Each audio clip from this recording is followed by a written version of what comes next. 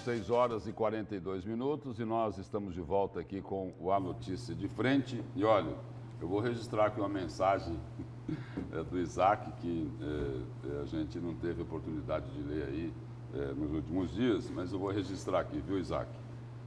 Bom dia, bancada. Sou Isaac, moro no Pedra 90. Ontem, não deve ser ontem, né, porque ele repetiu essa mensagem aqui, mas foi essa semana.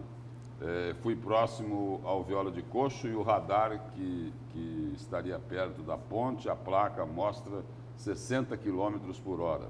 Passei a 50 km por hora e o radar me multou por exceder a velocidade máxima.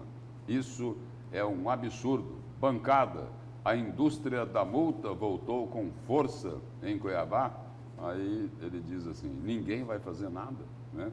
Então o Mas protesto. cabe recurso, isso aí cabe recurso. Ele né? tem que tirar foto lá da placa, né? Olha, como que ele vai fazer para resolver um problema desse, né? Burocrático. E tem alguns radares aí que tinham sido desativados, não é isso? Mas tem uma empresa que faz essa, como é que fala, a aferição, né? Tem uma empresa que é contratada especialmente para fazer essa aferição aí. Agora, se houve realmente se conseguir comprovar, só que você vai ter que comprovar que você estava... Aí que está o problema. Né? Paulo, eu tomei uma multa uma vez, Paulo. Eu estava posicionado bem na frente do sinal, né? Sinal fechado, o SAMU veio de lá para cá, tá entendendo? E não tinha jeito. Ou eu avançava na faixa de pedestre para abrir para o SAMU, tá entendendo? Ou, né? E, claro, né? Isso é orientação mundial de você dar espaço para ambulância, né? Eu não tive dúvida, né? Furei o sinal e acabei, né? Tomei uma multa, rapaz, entendeu?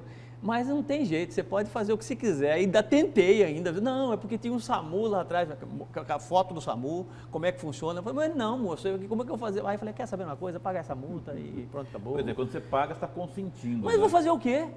Eu preciso tirar o documento do carro, aquela moagem, aquela frescura, entendeu? Vai ter que enforcar um dia inteiro. Então. Eu tenho outras coisas para fazer. Tem uma situação que ocorre muito aqui em Cuiabá, infelizmente ocorre ainda. Esses semáforos que tem ou tem ou não tem a tal da contagem regressiva ali, né? Que eu não sei o nome daquilo lá. Contagem regressiva. Tem uns que não tem. Quando há o horário de rush, horário de pico, não é? Se você passa onde tem radar, se o trânsito congestiona exatamente ali, onde tem o radar propriamente, e mudou o sinal de verde para o vermelho, e o trânsito parou ali, não tem como você sair para lugar nenhum. Ser fotografado ali ou você é multado porque você está atravessando, furando o sinal vermelho, quando não está. Simplesmente não tem como avançar em função do congestionamento. Esta, inclusive, é um argumento plausível para o recurso, né? Você pode provar, eu não tinha como entrar, estava congestionado. Só que aí, para isso, você tem que espernear. Você vai ter que ir lá, recorrer, preencher um formulário quilométrico, depois de 20, 30 dias eles decidiram. Olha, eu tenho duas mensagens aqui sobre essa questão da Previdência. A primeira é da Lenilce, da rua 24 de outubro. Bom dia, bancada. Estou envergonhada com os grandes líderes que governam o nosso Estado. Idosos, aposentados e pensionistas. Já pagamos a vida inteira a Previdência e continuaremos com esses descontos. Estamos mais no vermelho quando sai o salário. Acho que querem ver os idosos morrendo de infarto por não poder pagar os seus compromissos. É a Lenilce, da rua 24 de outubro. E tem outra mensagem aqui, é um pouquinho mais dura, né?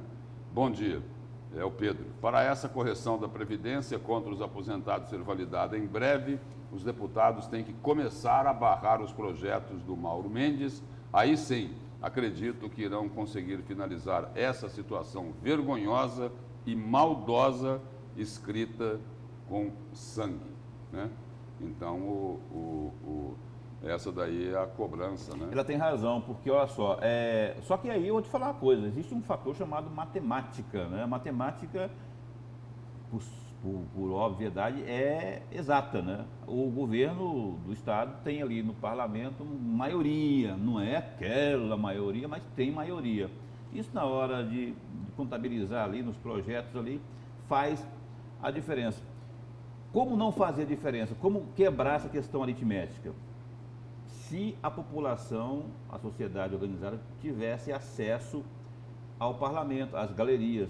Não está tendo, por quê? Por conta da pandemia. Então, as coisas acontecem ali, tudo vazio, eles decidem ali, e aquilo que for no placar é aquilo que vai ser considerado. Então, a maioria é numérica, evidentemente, o governo acaba levando. Agora, se há a possibilidade das sindicatos, associações irem lá pressionar deputado por deputado, não, deputado, peraí, isso aqui é dos aposentados, aí já implica ali no cara vai pensar, putz, eu vou contrariar aqui, eu vou ser vaiado, né?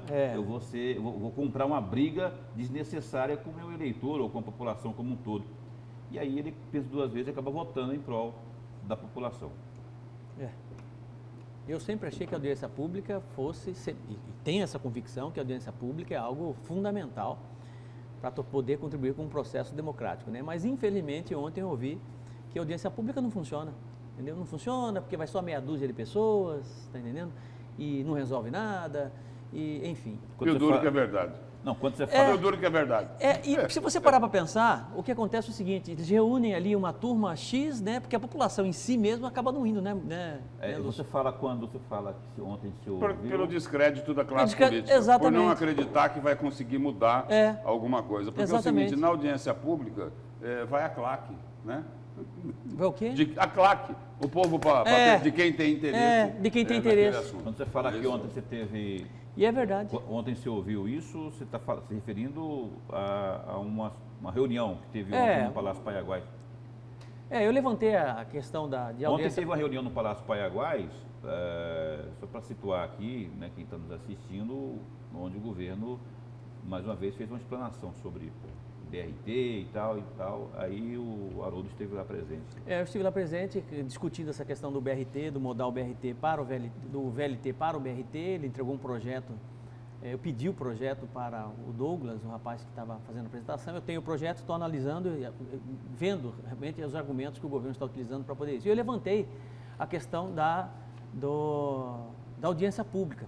E o governador imediatamente disse o seguinte, Haroldo, a audiência pública praticamente não funciona, porque foi mais ou menos isso, não foi, Luiz? O Lúcio estava lá, o né? Lúcio Sós também né? Porque vai meia dúzia de pessoas, só os interessados, a população em si não vai, enfim. E eu fui legitimado, eu estou aqui, legitimado pelo povo a tomar decisões. O que não deixa de ser verdade, mas a democracia ela exige também, né? Pois é. Que o povo seja que eu levantei, eu coloquei em questão a enquete que foi feita pelo Grupo Gazeta de Comunicação com relação ao VLT, mostrando que 67% da população é a favor do VLT e não do BRT. E por que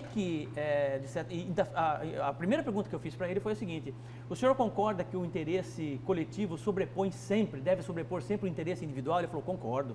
Né? Então por que o senhor não fez audiência pública?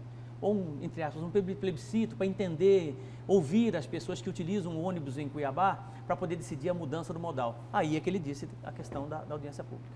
Bom, e por falar no governador Mauro Mendes, vamos aqui a uma coletiva do governador, porque o governo de Mato Grosso assina um decreto com a finalidade de ampliar as ações de limpeza e prevenção a incêndios no Pantanal. A gente só lembra, né, que o professor Haroldo destacou aqui no Notícia de Frente, aquele crime, né, aquela vergonha, da Bahia, aquele desastre ambiental, a atrocidade que cometeram lá na Baía de Chacororé, no coração do Pantanal. E todo mundo olhando. Providência nenhuma até aqui. Agora estão o seguinte, tentando tapar o sol com a peneira, um justifica de um lado, outro justifica do outro, mas vamos aí acompanhar esse anúncio aí do governador Mauro Mendes sobre as medidas aí de limpeza e prevenção a incêndios do Pantanal. O decreto de limpeza foi assinado na tarde desta quarta-feira aqui no Palácio do Governo e reuniu diversos entes políticos, além do governador Mauro Mendes, secretários de Estado, deputados estaduais, também produtores e representantes de órgãos e associações voltadas ao meio ambiente e também às atividades agropecuárias. Segundo o governador, o que estabelece o decreto são limpezas de áreas de pastagem no Pantanal. A ação do governo atende a um pleito do setor para a prevenção aos incêndios florestais no bioma, se antecipando ao período de estiagem, época em que os incidentes ambientais são mais comuns. Essa é uma reivindicação antiga que há tantos e tantos anos vem sendo discutido e que agora, depois de um diálogo com os setores, com a comunidade, né, com as áreas de governo, com os produtores, com o Ministério Público, nós conseguimos dar um passo importante, outros ainda serão dados com mais segurança técnica, um trabalho que está sendo feito pela Embrapa. Nós acreditamos que isso será um passo definitivo para uma melhor ocupação do Pantanal, a melhor utilização daqueles recursos lá existentes e, com isso, a melhor preservação. Porque tudo que você usa, você cuida. Usar o Pantanal significa cuidar do Pantanal. O pantaneiro quer isso, as pessoas querem, nós queremos, o mundo quer que preserve. Mas preservar utilizando, fazendo aquele bioma, um bioma de preservação ambiental, mas também de fonte, né, de subsistência, de sobrevivência, de geração de emprego e renda para quem vive há tantas e tantas décadas na bacia do Pantanal de Mato Grosso. A secretária de Estado de Meio Ambiente, Maureen Lazzaretti, classifica o decreto como um marco na história do Pantanal. Ele é um marco para o estado de Mato Grosso. Basta a gente fazer uma conta que são 12 anos que o produtor rural no Pantanal aguarda que o estado regulamente, né? Nós iniciamos as tratativas para essa regulamentação ainda em 2019. Então hoje nós realmente damos um passo importantíssimo para a pasta de meio ambiente, trazendo para a sociedade a segurança e a tranquilidade de que eles podem empreender no Pantanal, eliminando o que a gente chama de espécies invasoras. Ela pontuou quais são as principais prioridades a partir do início deste trabalho.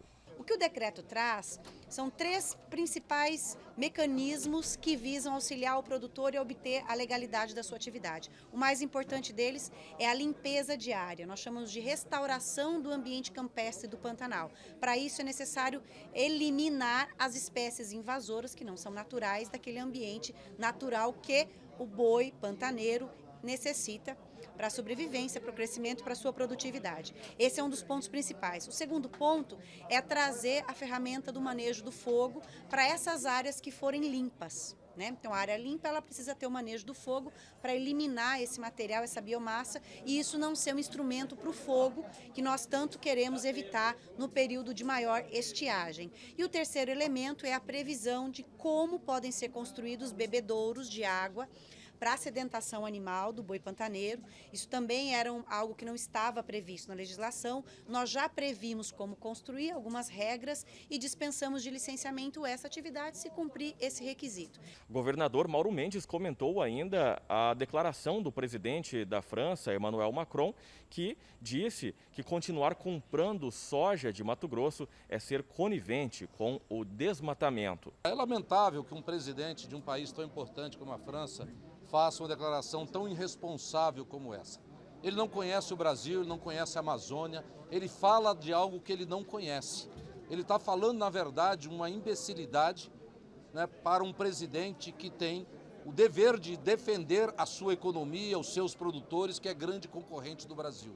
A fala dele não tem a menor âncora, na verdade, e é uma fala irresponsável com aquilo que nós somos ambientalmente. Eu desafio o Macron a provar que ele tem 10% dos ativos ambientais que Mato Grosso sozinho tem. Mas eu acredito que o mundo precisa de alimentos, o mundo precisa de comprar esses alimentos e nós somos grandes produtores ambientais. Eu desafio qualquer região do planeta a provar que produza mais alimentos e tenha 62% do seu território ainda preservado, como há um século, há 1 milhão de anos, há 1000 anos atrás. Mato Grosso tem isso.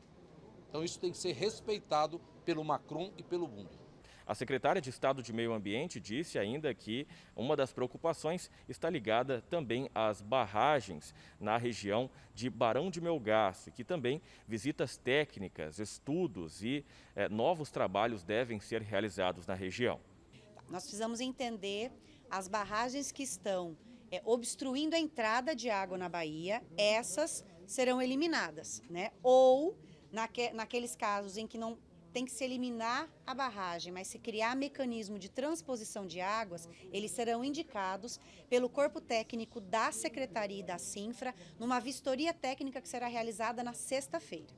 Agora, as barragens que seguram a água da Bahia para que ela não saia, essas serão reconstruídas dentro de critérios técnicos para que a gente não tenha a entrada da água acontecendo com a desobstrução dos corichos e dessas barragens que estão impedindo e depois ela saia e a gente acabe não conseguindo o resultado positivo.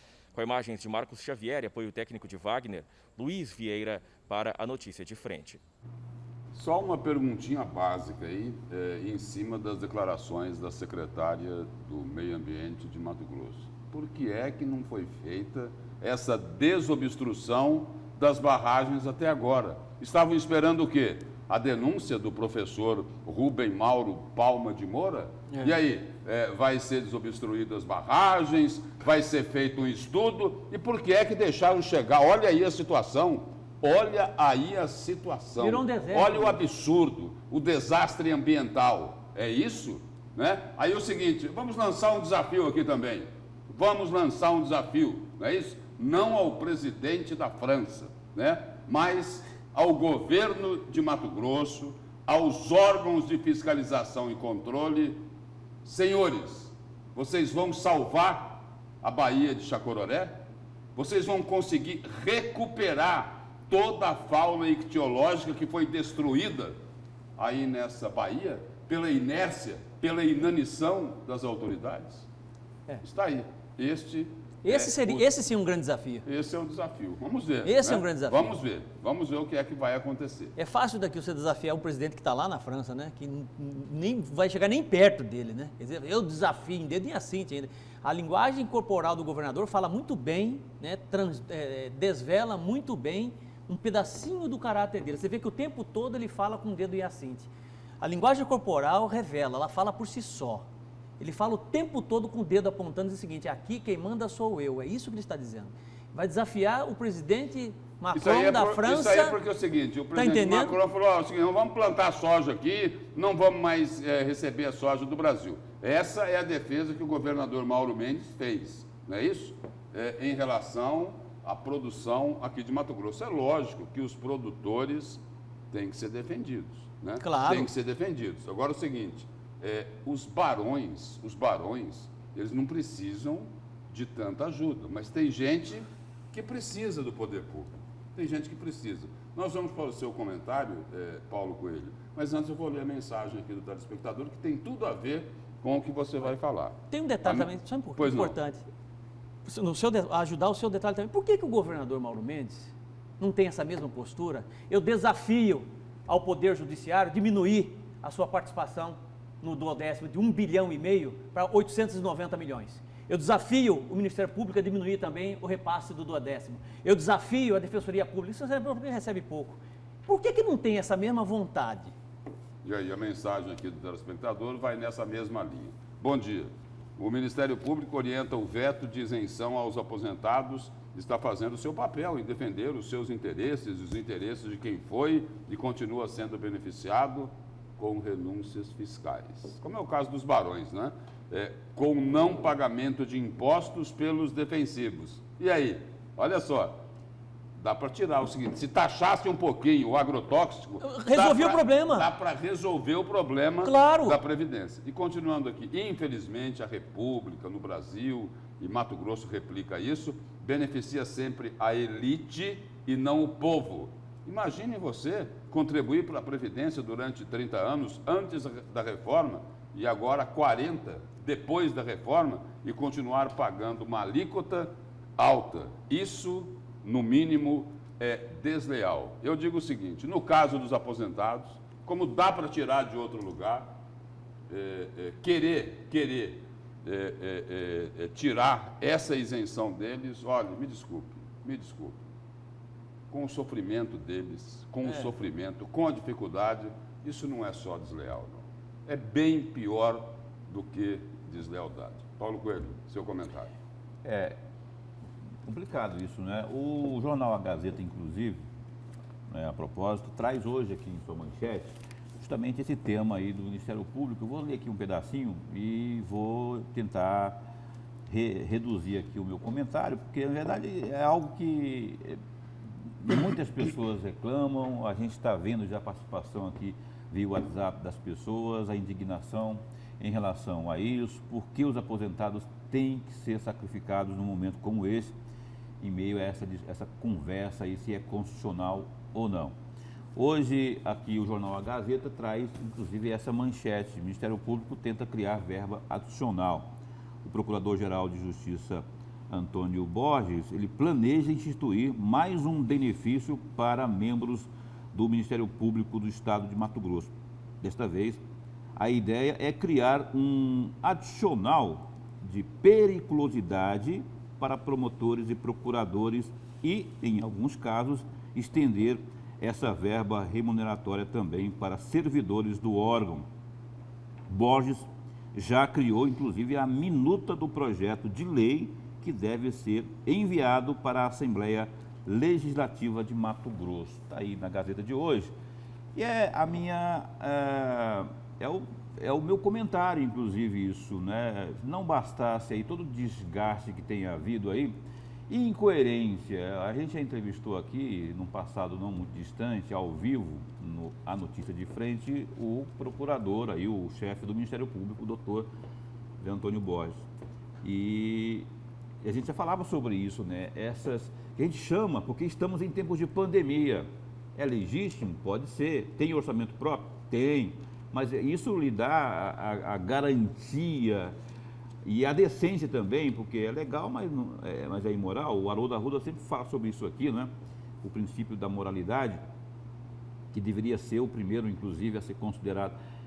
Teve a compra dos smartphones aí, de 2 milhões, mais de 2 milhões e 200 mil, em smartphones para os indivíduos ali do Ministério Público, tanto promotores como os procuradores. E agora se propõe aí essa verba adicional.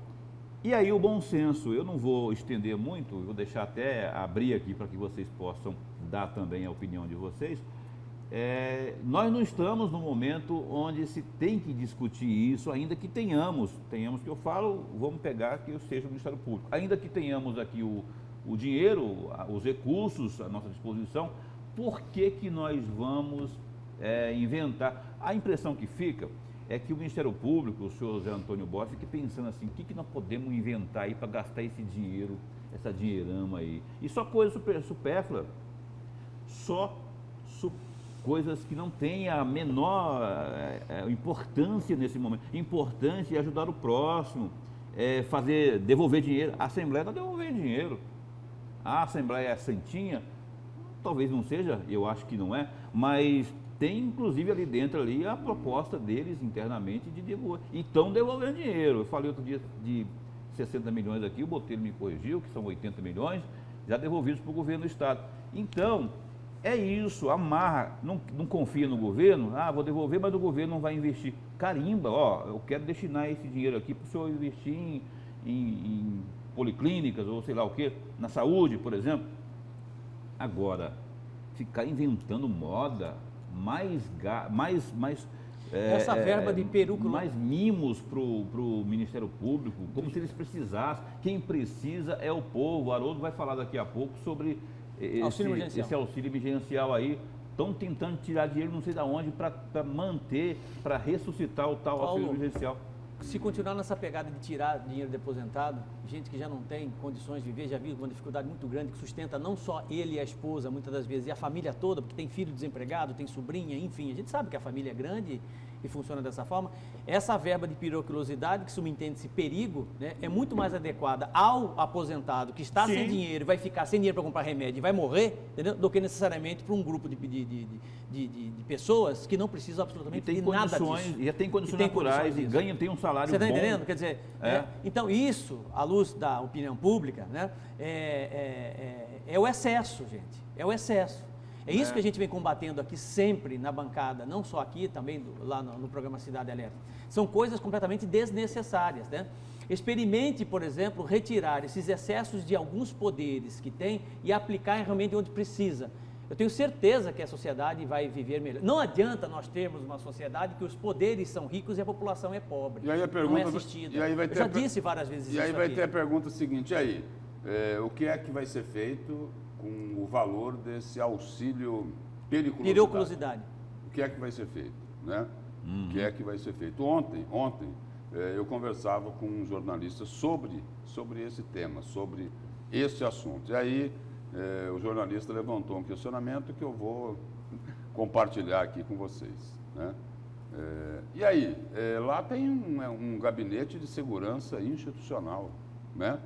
Que é o seguinte, para zelar pela segurança da instituição, do Ministério Público, dos integrantes do Ministério Público, né? Quer dizer, não seria uma contradição esse auxílio, né? Mais essa verba aí de periculosidade, tendo um setor específico que trata dessa questão da segurança dos integrantes do Ministério Público? Se for assim, eu também quero, viu? Eu também quero. Eu sou professor há 25 anos, dá nota baixa, eu reprovo um aluno na Universidade Federal que é viciado em droga, que é viciado em maconha, tá entendendo? E ele te ameaça dia e noite dentro da universidade e em sala de aula. Eu quero auxílio, também quero esse auxílio de periculosidade, eu estou correndo perigo. Então, assim... Você está entendendo? Quer dizer, e não só... Vai no ensino fundamental para você ver o que passa uma professora. Ora, gente, tem um monte de vídeo aí, aluno jogando carteira na cabeça de professor dentro de sala de aula. Vai lá, eu também quero. Todos os professores querem, vai dar aula. Você que é promotor, que está lindo na sua sala, bonita, e que acha que precisa de verba de periculosidade, etc. Vai lá no ensino fundamental, na escola pública lá, pegar adolescente de 14, 15, 20 anos, tá entendendo? Que ele entra na sala de aula, cospe, joga pedra no professor, e o professor está lá tentando ensinar, tentando mudar uma geração. Brincadeira um negócio desse, rapaz. Então, assim, só para fechar aqui o meu destaque, é isso. Para mim, nada contra o procurador, o chefe do Ministério Público, José Antônio Borges, que inclusive acompanha a carreira dele há muito tempo, foi um excelente promotor de justiça aí na área da infância e juventude, mas agora à frente do Ministério Público está dando cada escorregada que é um deboche. O nome a palavra é deboche com o dinheiro público, ainda que seja um dinheiro do Ministério Público. Paulo, é um dinheiro nosso, eu faço com o que eu quiser. Não é assim. Especialmente porque estamos num tempo de pandemia. Vai comprar smartphone para quê? Os caras Paulo, já têm condições. Daqui a 5 minutos eu vou falar sobre auxílio emergencial, que vai atender, de certa forma, existe uma luz no fim do túnel. 70 milhões de brasileiros. Será que isso nesse mês de janeiro não passa na estão cabeça? sem R$1 Não tem no bolso. R$1 para viver. É o seguinte, os invisíveis, é isso? Os invisíveis. Não é? Os brasileiros que Os não informais. eram enxergados, né? É isso aí. Não eram enxergados. Né? Então é isso, gente. O doutor Antônio Borges, na boa, para com isso, tá feio. Porque assim, é o que eu falei agora há pouco, dá a impressão que o senhor e sua equipe aí ficam pensando que não, vamos inventar para comprar aqui para nós, gastar esse dinheiro, essa dinheirama que tem aqui. Ora, vamos carimbar isso, destinar para as pessoas que realmente precisam, vamos criar um bolsão aí, um auxílio qualquer, mas para as pessoas que precisam, que estão à margem aí da pobreza, e não ficar aí com esse gasto que é vergonhoso. É um deboche. Esse é o meu comentário, mais em forma de indignação, no meu destaque, não é? Porque já teve a questão do smartphone, teve a questão da VI, aumentando também os próprios salários e verbas dos seus promotores e procuradores e servidores também. Não é o momento para isso, é o momento de ajudar uns aos outros, e quem tem condições tem que fazer a sua parte. E o Ministério Público não está fazendo a sua parte, infelizmente. É isso que eu queria falar aqui. Mais em forma de desabafo, mesmo porque não dá. Não, mas é bem isso mesmo, é bem isso mesmo. Olha, o senhor Ernesto e a dona Vera moram lá na Várzea Grande, num bairrozinho humilde lá atrás, né? Tem 4 filhos, né? Ele está desempregado, ela está desempregada, né? Que não pode ir trabalhar em casa de família, passando uma dificuldade enorme. Eu falo com eles aqui praticamente quase todo dia, que eles assistem o programa A Notícia de Frente, assistem o Cidade Alerta, passando uma dificuldade gigantesca. E a gente aqui discutindo a questão de smartphone para procurador, discutindo abono natalino para não sei quem. Periculosidade. Está entendendo? Sabe? Auxílio periculosidade para quem não precisa. Pelo amor de Deus, gente. Entendendo que país é esse? Sabe? Não é brincadeira, não. Infelizmente é isso que está acontecendo. E olha só, e uma situação aí que vem por adiante aí. A Assembleia vai, se o projeto for chegar lá, vai chegar, tem que chegar, né? Vai se posicionar. E a Assembleia não vai se opor, porque se é legal, não é? Se é legal, vai ser aprovado, entendeu?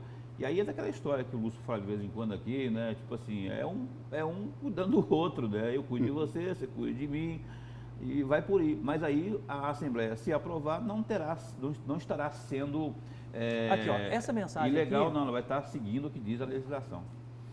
Bom, nós temos que, eu fiz assim para o Haroldo, Não, que tudo nós, bem, eu estou tá sendo certo. cobrado aqui, que nós temos Não, que ir para o Haroldo, intervalo comercial. Tá certo.